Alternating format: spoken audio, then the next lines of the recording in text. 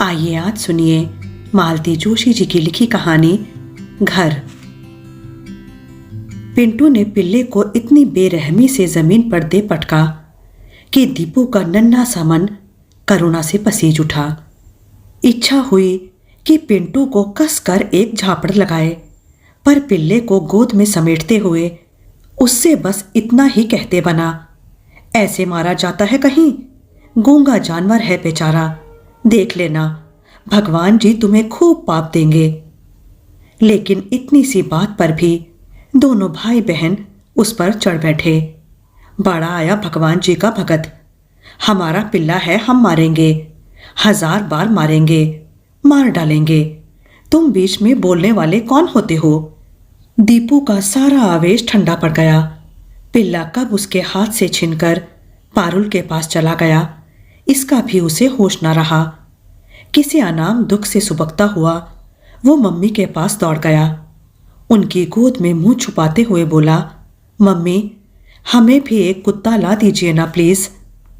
Mummy हंसपे मामूल किताब पढ़ रही थी। दीपू की गुहार उनके कानों तक पहुंची ही नहीं।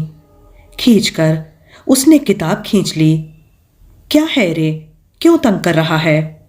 मम्मी चीखी। पढ़ते समय कोई परेशान करे तो उन्हें बहुत गुस्सा आता है, पर दिन भर ही तो पढ़ती रहती हैं। अपनी बात कोई कहे भी तो कब? कॉलेज क्या जाने लगी हैं, दीपू की तो मुसीबत हो गई है। अब बोलना, क्या बात है? हमें एक कुत्ता चाहिए, उसने कुनमुनाते हुए अपनी फरमाइश पेश की। लकी है तो? वो तो पिंटू का है, तो क्या सबके लिए अलग अलग कुत्ते आएंगे? वो अकेला ही तो घर भर की नाक में दम किए रहता है। लेकिन पारुल पिंटू हमें छूने भी नहीं देते। हमें तो अपना वाला चाहिए। चाहिए तो, पर रखोगे कहाँ? अपना सिर छुपाने के लिए तो ढंग की जगह नहीं, मम्मी ने भुनभुनाकर कहा। दीपू ने अपने चारों ओर देखा। मम्मी ठीक ही तो कहती हैं, कितना छोटा सा तो कमरा है। वो तो दीपू की खटिया दिन भर मम्मी के पलंग के नीचे बनी रहती है, नहीं तो हिलने की भी जगह ना रहे। नानी का पूजा वाला कमरा तो है, उनकी खाट और ठाकुर जी तो अब स्टोर में पहुंच गए हैं, नहीं तो शायद इसी कमरे में उनकी खुल खुल खांसी भी रात भर सुननी पड़ती। मम्मी तो फिर से अपनी पुस्तक में खो गई थी। दीपू उनकी गोद में पड़ा पड़ा सोचता रहा। फिर कुछ देर बाद ऊब कर बाहर चला आया। कंपाउंड में पिंटू के दोस्त जुड़ आए थे, शायद क्रिकेट खेलेंगे। अपमान का घाव ताज़ा था, इसीलिए वो चुपचाप बरामदे में खड़ा निमंत्रण की राह देखता रहा। लेकिन पिंटू के पास ढेर से साथी थे, वो नक्कू क्यों बनने लगा? उनका खेल मज़े से शुरू हो गया। फिर वहाँ खड़े रहना दीपू को बड़ा दयनीय से लगने लगा। वो हॉल में चला गया। गोल मेज पर ढेर सारी पत्रिकाएं पड़ी थीं। उन्हें लेकर वो सोफे पर बैठ गया और तस्वीरें देखने लगा। सबका बच्चों वाला पेज उसने पढ़ डाला, कविताएं रट ली, पहेलियों के उत्तर याद कर लिए। अब कोई पूछेगा तो पिंटू और पारुल मुंह ताकते रह जाएंगे। राजा बेटा तो दीपू ही बनेगा। दीपू जी, सोफे पर पैर लेकर नहीं बैठते, कितनी बार मना किया है। उसने चौंक कर देखा। मामी जी पता नहीं कब कमरे में आ गई थीं। पता नहीं कब उसने पैर ऊपर कर लिए थे। अनजाने में ही हो जाता है सब। वो चुपचाप बैठा अपराधी भाव से मामी जी को देखता रहा, जो यहाँ वहाँ से कागज के टुकड़े बीन रही थीं। मामी जी, उसने साहस बटोरते हुए कहा, पिंटू हवाई जहाज बना रहा था, यह कचरा उसी का फैलाया हुआ है। कोई भी फैलाए बेटा, डांट तो हम ही को खानी है। मामी जी ने कसैले स्वर से कहा। तो उसे लगा व्यर्थ ही अपनी सफाई देता रहा वो। मामी जी को आजकल उसकी कोई भी बात अच्छी कहाँ लगती है। पहले वाला लाड़ प्यार जाने कहाँ चला गया। होता क्या है कि बच्चे चाहे लड़ाई करें चाहे शरारत, नानी जी उसका पक्ष ले लेती हैं और डांट पड़ती है पिंटू पर, पारुल पर। मामा जी भी अपने बच्चों को ही घुड़क देते हैं, उससे कोई कुछ नहीं कहता। इसीलिए हर बार मामी जी का मुंह फूल जाता है। बच्चे भी उससे कट जाते हैं। इससे तो अच्छा है थोड़ी डांट पड़ जाया करे, तब इतना अकेला तो नहीं पड़ जाएगा वो। इससे तो सचमुच गांव में अच्छा लगता था। डांट पड़ती तो सबको एक साथ, दादाजी खुश हो जाते तो सबको एक एक चवन्नी इनाम मिलती। तब कुल्फी वाले की राह देखने में कितना मजा आता। दूर से उसकी साइकिल की घंटी बजती और सब दौड़ पड़ते। यहां तो कुल्फी का नाम भी ले लो तो गजब हो जाए। गांव में सचमुच आनंद था। खूब लंबा चौड़ा घर, दूर दूर तक फैले खेत। बच्चे कहाँ समा जाते पता ही नहीं चलता। मजे से कुएं पर नहा रहे हैं, गन्ना चूस रहे हैं, पेड़ से कच्ची अमियां तोड़ रहे हैं। कोई रोकता नहीं था। ना दिन भर जूते मोजे पहनने की बंदिश थी, ना बार बार सॉरी और थैंक यू कहने का झंझट। डाइनिंग टेबल पर करीने से बैठकर तमीज से खाना खाने का सिर दर्द भी नहीं था। बस जब भी भूख लगी दादी के गले में बाहें डाल दी या ताई जी की साड़ी से लिपट गए। फौरन मम्मी को हुक्त हो जाता और वो चुपचाप थाली लगाकर ले आती। यहाँ तो डांटने ही लगती हैं। जाने कौन से अकाल से चला आया है, दिन भर भूख ही भूख चिल्लाया करेगा। अब उसे बार बार भूख लगाती है तो वो क्या करे। अंग्रेजी स्कूल की समस्या ना होती तो वो गांव में ही बना रहता। मम्मी चाहे यहाँ चली आती, यहाँ उसे ज़रा अच्छा नहीं लगता।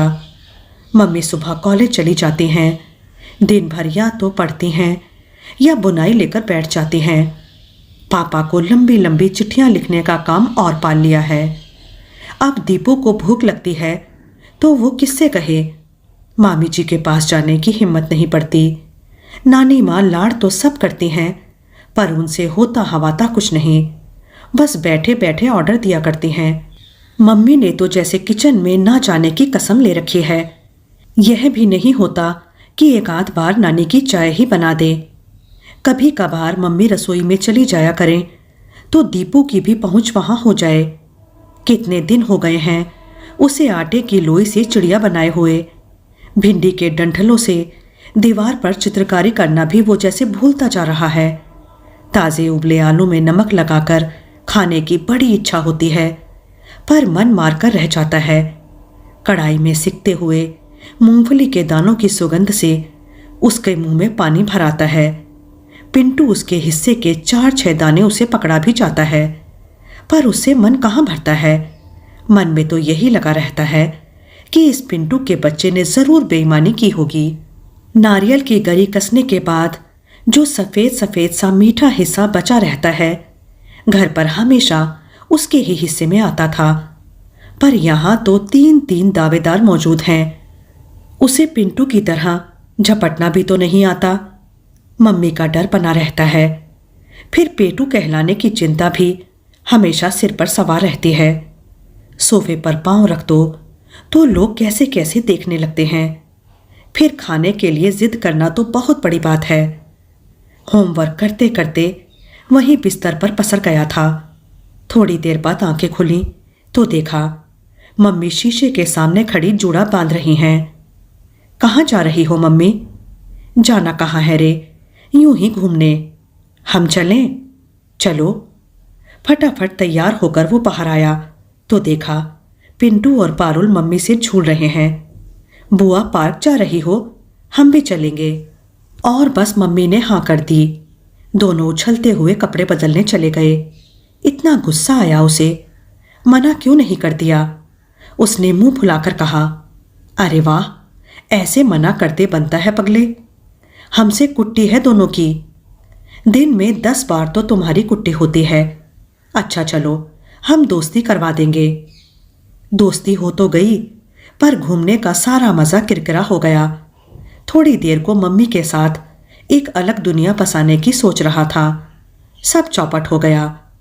अब पूरे रास्ते पिंटू पटर पटर बोलता जाएगा। पारुल तो ऐसे चिपट जाएगी जैसे उसकी अपनी मम्मी हो। पार्क में मम्मी कहानी भी सुनाएंगी तो पारुल गोद में चढ़ी रहेगी। सबसे ज़्यादा मुसीबत यह है कि ये लोग साथ में होते हैं तो मम्मी कुछ भी नहीं खिलाती। घर पर तो कभी जी भरकर खा नहीं पाता दीपू। पार्क में जरूर थोड़ी सी जिद कर लेता है। मम्मी फिर कभी कभार ले भी देती हैं, पर ये लोग साथ में होते हैं तो झट घर चुगली कर देते हैं। ना भी करें तो अगले ही दिन किसी का गला खराब हो जाता है तो किसी का पेट। बस मामा जी फौरन ताड़ जाते हैं, कल बुआ जी के साथ पिकनिक मनी होगी, क्यों? वो कहते हैं और लगे हाथ मम्मी को भी एक हल्की सी डांट पिला देते हैं। पता नहीं कैसे लोग हैं, जरा सा कुछ हजम नहीं कर सकते। दीपू को खिलाकर देखे कोई। सच, पापा में यह बात अच्छी है, खूब खाएंगे, खूब खिलाएंगे। मम्मी टोकेंगी तो डांट देंगे, खाने दो उसे, अपनी तरह नाजुक मिजाज मत बनाओ। अब तो पापा भी चाट पकौड़े खाने के लिए तरस गए होंगे। वहां तो ये सब चीजें क्या मिलती होंगी। वैसे उस दिन तो मामा जी बतला रहे थे कि अब तो लंदन में ढेर सारे हिंदुस्तानी होटल खुल गए हैं, सब तरह का खाना मिलने लगा है। मतलब पापा वहां भी मजे कर रहे होंगे और दीपू हिंदुस्तान में भी कुछ चीजों के लिए तरस गया है। पार्क में गीली घास पर बैठा वो यही सब सोचता रहा और कुढ़ता रहा। पापा कब आएंगे मम्मी? रात को उसने रोज की तरह मम्मी की गोद में दुबकते हुए पूछा। क्या पता कब आएंगे, मैं तो इतना बोर हो गई हूं। कहीं चलो ना मम्मी। कहाँ चलेंगे बेटा? मम्मी ने हताश स्वर में कहा। सच तो था, कहाँ जाएंगे? मौसी के यहाँ अभी पिछली छुट्टियों में ही तो होकर आए हैं, बार बार जाना क्या अच्छा लगता है फिर? ले देकर एक गांव ही रह गया है। दीपू की तो वहां मौज रहती है, पर मम्मी बेचारी बड़ी परेशान हो जाती हैं। कहने को इतना बड़ा घर है, पर ढंग का एक कमरा भी नहीं, ना बिजली है ना नल, बस गर्मी में तपते रहो। पानी तो खैर महरी लाती है, पर ढंग का बाथरूम तो हो। मम्मी हर बार अपना ट्रांजिस्टर ले जाती हैं, पर सुनने का समय ही नहीं मिलता। किताब तो वहां वो छूती तक नहीं, बस दिन भर ताई जी के साथ रसोई में घुसी रहती हैं या गांव की औरतों से घिरी दादी के पास बैठी रहती हैं। खूब आगे तक सिर ढके चुपचाप रहने वाली ये मम्मी कितनी अजनबी सी लगती हैं, कितनी बेचारी सी। ना, अपनी खुशी के लिए मम्मी को परेशान नहीं करेगा वो। अपने घर कब चलेंगे मम्मी? अपने घर पापा तो आ जाएं। पापा कब आएंगे? बस घूम फिर कर वही प्रश्न, पापा कब आएंगे मम्मी? आखिर पापा की वह चिट्ठी आ ही पहुंची जिसका इतनी बेसब्री से इंतजार था। कितना खुश था दीपू उस दिन, सारे घर में नाचता हुआ गा रहा था। अब तो हम अपने घर जाएंगे। मामी जी से आखिर ना रहा गया, पूछ ही लिया, दीपू जी यह घर किसका है फिर, तुम्हारा नहीं है? ना, उसने बेतकल्लुफी से कहा, यह तो पिंटू लोगों का है, हमारा तो भोपाल में है। भोपाल को भूल जाओ बेटे, अब कलकत्ता की बात करो, मामा जी ने पीठ थपथपाकर कहा। पर कलकत्ता की कल्पना उसे गुदगुदा ना सकी। उसके मन प्राणों में तो वही पुराना घर बसा हुआ था। पापा जी को लिवाने मामा जी के साथ दीपू और मम्मी दोनों बंबई गए थे। हवाई जहाज देखने की उसकी बरसों की तमन्ना पूरी हुई थी, और वहां तो इतने ढेर सारे हवाई जहाज थे। वहां उतने सारे लोगों में दूर ही खड़ा रहा, पापा को पहचान भी ना सका। पास आने पर भी कुछ देर तो संकोच में दूर ही खड़ा रहा। आखिर पापा ने ही उसे गोद में उठा लिया। कितना लंबा हो गया है रे, उन्होंने प्यार से उसे चूमते हुए कहा। वो धीरे धीरे पापा के गालों को छूकर देखता रहा, फिर धीरे से बोला, पापा आप अपने घर चलेंगे ना?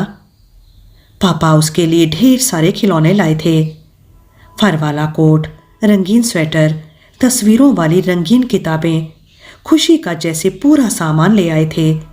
पर सबसे बड़ी खुशी थी तो बस घर जाने की, अपने घर जाने की। पापा आए तो मेहमान नवाजी का एक लंबा दौर शुरू हो गया। कभी किसी के यहाँ खाने पर जाना है तो कभी किसी के यहाँ चाय पर। 2-4 पार्टियां तो मामा जी ने ही दे डाली। दीपू बुरी तरह बोर हो गया था। इन लोगों को 6 साल से देखते देखते तंग आ चुका था। अब कोई आकर्षण बाकी नहीं था। लगता था पापा पता नहीं कितनी लंबी छुट्टी लेकर आए हैं, घर चलने का नाम ही नहीं लेते। मामा जी के यहाँ से चले तो सीधे गांव पहुंचे। वहां भी तो इंतजार हो रहा था। दादी ने पता नहीं कितनी कैसी कैसी पूजा भाग रखी थी। गांव पहुंचते ही वह खटराग शुरू हो गया। मिलने वालों का यहाँ भी तांता लगा रहा। पापा इंग्लैंड क्या हो आए, जैसे अजूबा बन गए। दादी तो उन्हें ऐसे देखती कि बस रोज शाम को नजर उतारी जाती। मम्मी कोने से छिपकर हंसती रहती। राम राम करके चलने का दिन आया तो सबकी आंखें गीली हो रही थीं, पर दीपू का मन बल्लियों उछल रहा था। वो अपने घर जा रहा था। वहां मेज पर चढ़कर हाई जंप लगाएगा, बालकनी पर घुड़सवारी करके मम्मी को डराएगा, रेडियो के सुर में सुर मिलाकर गाएगा। ये सारे काम उसने कब से मुलतवी कर रखे हैं। पर मम्मी के साथ उस कबूतर खाने में प्रवेश करते ही उसका मन बैठने लगा। यह क्या मम्मी, यह अपना घर नहीं है। यही है बेटा, यह कलकत्ता है। यहाँ ऐसे ही छोटे से घर में रहना पड़ेगा। धत तेरे की, क्या सोचा था और क्या निकला। दूसरे दिन ही ट्रक आ गया था। धीरे धीरे सामान खुलने लगा तो हर्ष और विस्मय से उसकी बाँछें खिल गईं। वो हर चीज़ को सूंघता रहा। मम्मी छत पर गद्दे सुखाने लगी तो उन पर लोट-पोट होता रहा। 2 साल तक बंद रहने के बाद भी उसमें एक परिचित महक बच गई थी।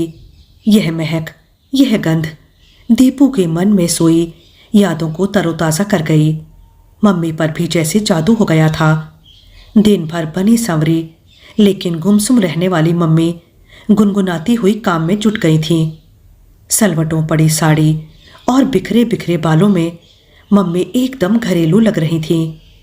पापा दनादन पैकिंग खोलते जा रहे थे। मम्मी सामान धो पोंछ कर जमाती जा रही थी। दीपू उन दोनों के बीच फुदकता छोटे मोटे काम कर रहा था। शाम तक किचन सही शक्ल में आ गया था। ड्राइंग रूम भी बैठने के लायक हो गया था। दोनों हाथ ऊपर उठाकर पापा ने एक लंबी सी जम्हाई ली और ऐलान कर दिया कि बाकी काम कल किया जाएगा, और यह भी कि रात को खाना होटल में खाएंगे। एकदम घर में उत्सव का सा वातावरण बन गया। उसके हाथ मुंह खूब अच्छे से धुलवाकर मम्मी ने उसे नए लंदन वाले कपड़े पहना दिए और खुद नहाने चली गईं। पापा वॉश बेसिन के सामने खड़े होकर शेव बनाने लगे। नाइट सूट पहनकर शेव बनाते पापा उसे बड़े अपने से लगे। उनका यह रूप तो वो भूलता जा रहा था। जब से आए थे पापा बढ़िया सूट में सजे धजे ही घूम रहे थे। लोगों से धीमी धीमी आवाज में बात करते पापा, नानी के सामने बड़े अदब कायदे से रहने वाले पापा उसे मेहमान से ही लगे थे। गांव जाने पर सूट तो उतर गया था, पर लोग बागों से घिरे। बुंदेली बोलते हुए पापा बड़ी दूर की चीज लगते। कभी दादी की गोद में सिर रखकर लेट जाते तो कभी ताई जी के पल्लू से हाथ पोंछने लगते। उस समय वे बिल्कुल बच्चों के से लगते। पापा तो बिल्कुल ही नहीं। सुनो, मम्मी नहाकर आ गई थी। वह गीजर ठीक से काम नहीं कर रहा। देख लूंगा अभी। गैस कंपनी को कल याद करके फोन तो कर दोगे ना? Yes, by all means. Deepu के स्कूल का क्या करें? मिड सेशन में एडमिशन तो मिल जाएगा ना? देख लेंगे, ढेरों स्कूल हैं। यहाँ कहीं ना कहीं तो मिल ही जाएगा। कहीं ना कहीं नहीं जी, अच्छा स्कूल चाहिए। अच्छा, दूध का क्या करेंगे? डेयरी वाले घर दे जाते हैं क्या? पड़ोस में पूछ लो। काम के लिए भी किसी को तलाशना होगा, कोई छोकरा या आया। ओफो, क्या यह सब आज की ही तारीख में तय हो जाना जरूरी है? पापा एकदम झल्ला पड़े। और क्या हर काम मुझे ही करना होगा? कम से कम मेहरी का इंतजाम तो तुम कर सकती हो। अड़ोस पड़ोस में शरीफ लोग बसते हैं, जाकर पूछ लो। मम्मी तो एकदम सुबकने ही लगी। ओफो, पापा ने बेजारी से कहा और मम्मी के पास चले आए। एक गाल पर साबुन का झाग फैला हुआ, दूसरा सफाचट। पेटीकोट ब्लाउज से ऊपर तौलिया लपेटे मम्मी शंकर जी की तरह बालों का जूड़ा बनाया हुआ। सच देखकर इतनी हंसी आई दीपू को। वो बाहर गैलरी में आकर देर तक हंसता रहा। मन इतना हल्का हो गया था। घर अब सचमुच घर बनता जा रहा था। अभी आप मालती जोशी जी की लिखी बहुत ही प्यारी कहानी घर सुन रहे थे।